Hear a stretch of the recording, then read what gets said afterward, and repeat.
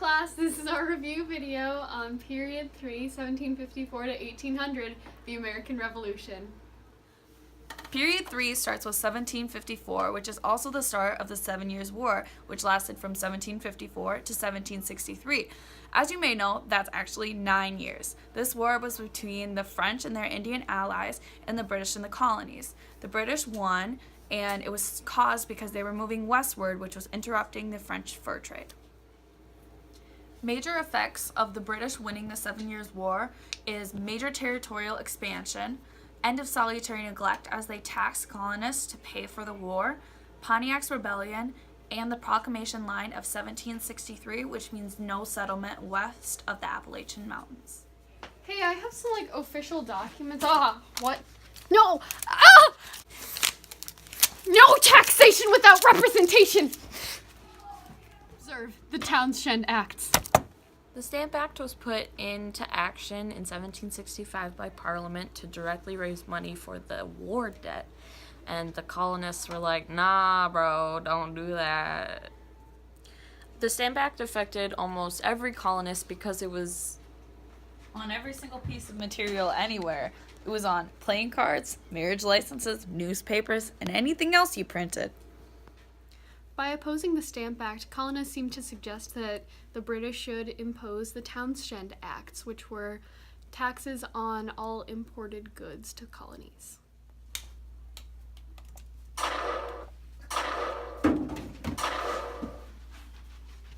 This was the Boston Massacre, where, as you can see, a British soldier has killed about 5 colonists. It was really blown up and seen as a message for resistance. The Boston Tea Party! Virtual representation, events like the Boston Massacre, and the influence of Enlightenment ideologies all led to the philosophy of the American Revolution. The intolerable, also known as coercive acts, were punishment for the Boston Tea Party.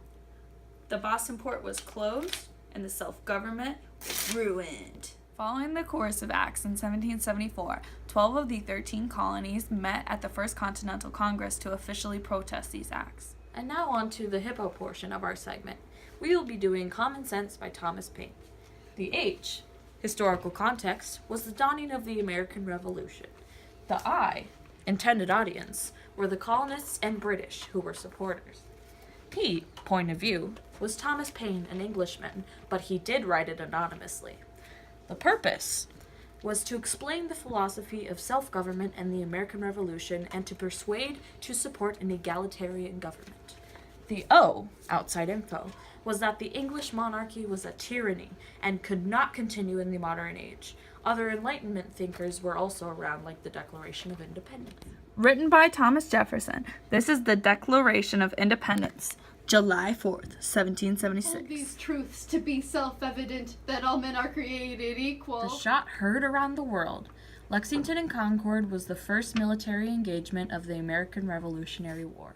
In 1776, the American Revolution started between the Patriots and Great Britain. The colonists were divided into 3 groups: the Patriots fighting for independence, Loyalists fighting for Britain, and Neutralists, the biggest group of them all.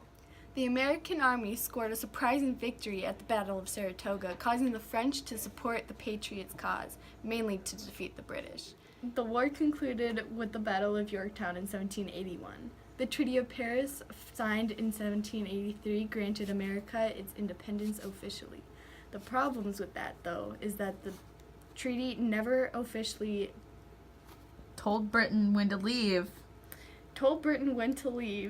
And they did not help their native allies, raising tensions in the colonies. And those unresolved issues led to the War of 1812. During the war, the Articles of Confederation were written by John Dickinson. They became our first governing documents and were a weak central government with no executive or judicial branches and a Congress where every state had 1 vote.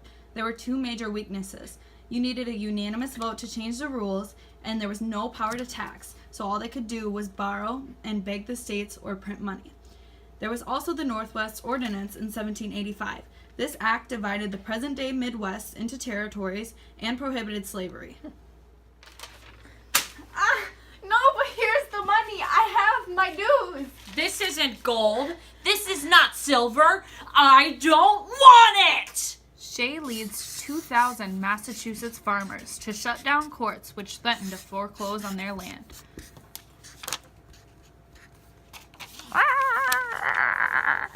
This is significant because the Articles of Confederation are too weak to send in troops to protect the courts. Political leaders want to strengthen the federal government and call for the Constitutional Convention. In the time period 1789 to 1800, there were two groups: Federalists, who were supportive of the Constitution, and Anti-Federalists, who want the Bill of Rights to limit the power of the federal government. Washington was elected in 1789, and he established that the president should be advised by an experienced group of leaders called his cabinet. Washington signed the Judiciary Act in 1783. The first law was deemed unconstitutional in 1803, which leads to Marbury v. Madison and establishes that the court has the power of judicial review. To deal with the national debt, Secretary of Treasury Alexander Hamilton proposed to pay off the debt to foreign countries and states, but not U.S. citizens. He's fake. He also established a national bank and a protective tariff and a tax on whiskey. The bank would issue currency, hold deposits, and sell shares to private citizens. The necessary proper clause gives us the power to make the bank. Your plan isn't so slick, Hamilton. Only the wealthy can afford to buy shares, and you're taking the business away from the private banks. The Whiskey Rebellion. Wah! Wah!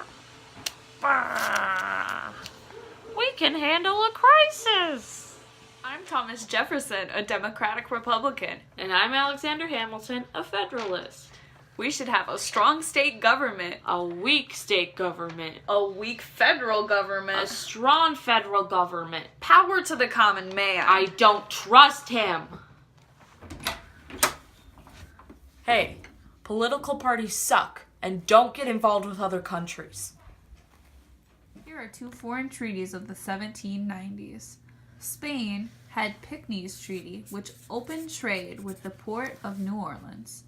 Britain had Jay's Treaty.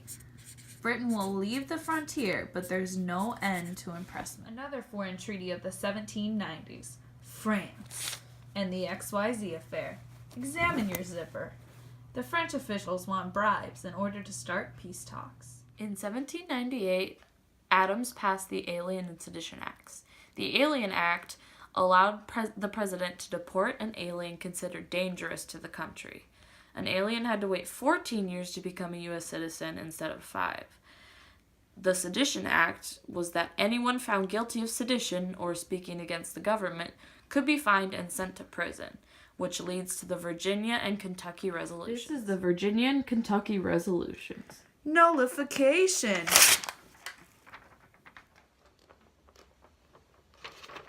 Whoa. Power from a Federalist to a Democratic Republican peacefully? That's pretty revolutionary. This has been Period 3, the American Revolution. Thanks for watching. Colonists because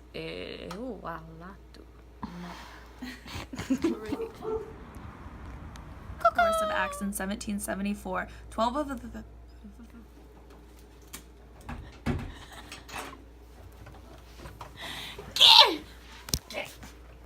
Oh, 74. 12 of the... Oh my God. Oh.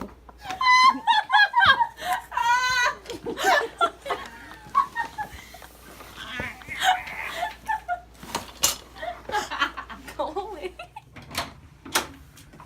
Hey, So sweet, you make my heart go pitter patter, just like my corn shucker machine.